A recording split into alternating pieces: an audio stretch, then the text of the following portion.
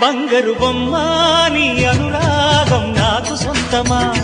అల్లరి కన్నాయి అనుమానం నీకు న్యాయమా ఇది కరగని కలానుకోనా కల కాదని ఎదురుగా ఉన్నా ఒళ్ళో ఇలా వాలిన పెన్నిధి వద్దనగలనా వెయ్యేళ్ళిలా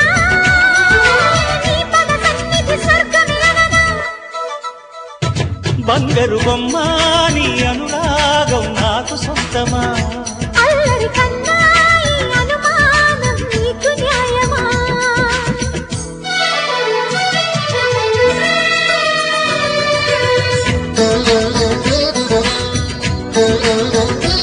Thank you.